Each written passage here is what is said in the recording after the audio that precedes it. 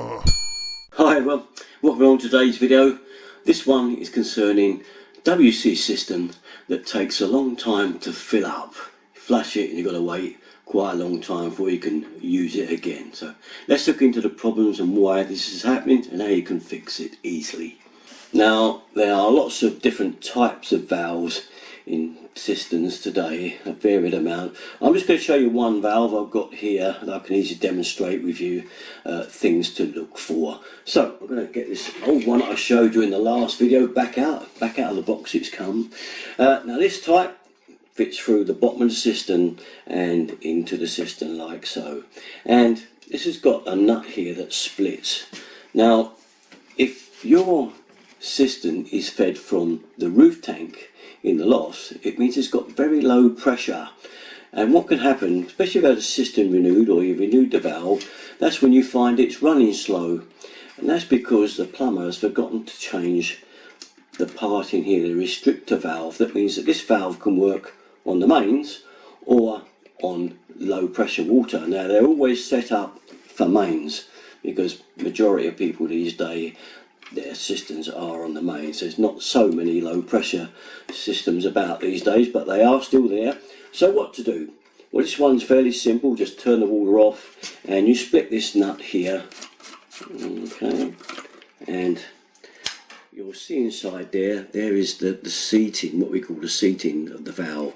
Now we can pop this out, the little rubber ring there, we can get him out. There's the rubber ring, the sealing ring, and here you can see the seating of the valve. Okay, it's got a little tiny hole in it, and that's to restrict the pressure coming through so that on the mains it won't overcome the amount of leverage that this can turn off. It kind of governs it down, as it were, to make it more easy for the valve to work. So if the opposite's happening, you've got one of these in there and it's running really slow because it's fed from the tank, then what we can do? Well, luckily you can change these for a bigger one, and this is the low pressure seating. Some valves do have this attached.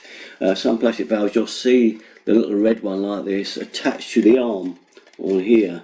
You'll see a little like this, sort of stuck on on a little peg sticking out, and that's the low pressure one. Put that on and you'll find your system should be all tickety-boo once again. So put that in, we're going in there with that, and then a little rubber washer, put it back on there, and then just do up the towel end there, and it will all be good to go, and you should find that pressure come back. So what else can go wrong? Well, some valves, they have a restrictor in the inlet, kind of like something like this, like a twirly thing that sits up inside of it, and it's to restrict the pressure again. So it may be worth disconnecting the mains here and just having a look at the valve. You'll have to take it out, I'm afraid, and take it out to have a look at it, so you kind of can look down it like so and make sure there's not a filter in there. Some filters are just sitting in the end, wire mesh ones, and even on the mains you can have a problem with those because you can get blockages in those little mesh filters that slow the pressure down, simply because people may have been working out on the road on the mains doing whatever, and bits of grit and stuff get up there, and you've got a little wire mesh filter in there, and it will actually slow the pressure right down. So even on mains you'll get a problem with that one. Alright, now a lot of little friends I want to talk about really are these little boys here. There's the amount of bore you've got, and it's really a big reduction on the 15mm. So here's a valve, I'll show you this one, and you can see that that's the hole and that's the amount. Now sometimes these are turned halfway like that, and they're not even fully on, in which case you're really up against it. And even with the mains, if it's turned right down low like so, you will find that your pressure into the toilet system is really low. Now this one's got a lever in it. A lot of them have got just a cross-sectional valve like so, like this, where you turn it with a screwdriver. Okay, so also the problem is flexes. If you've got flexes going onto the tail of the ballcock, they do actually restrict it because, you know, that's reduced, the actual bore is reduced to uses in the first place. So on low pressure, you will find it a bit of a problem.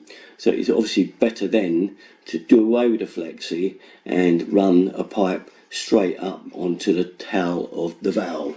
That is this part here. Run it straight on and you'll have no problem. You'll have the full width of pressure to reach the valve rather than reducing it with one of these flexes. Alright. So other thing to look for, I say, is if you've got one of these. If you've got one of these on a copper pipe and you've not got a flexi still, but it's going onto the cistern, then that will be holding it back, I promise you, because that is the bore. It's not the full 15mm, it's really reduced down. That will reduce the pressure in your toilet. So take that out, I'm afraid, and put in a full bore lever tap. They don't look as nice, but they're absolutely full bore coverage and you won't get any problems at all. Just so dump the isolation valve that we call them and get your pressure back. So a few small things hopefully that'll help you sort out the reduction of pressure in your toilet system. They're just basic things really, just things worth looking at if you're really having trouble.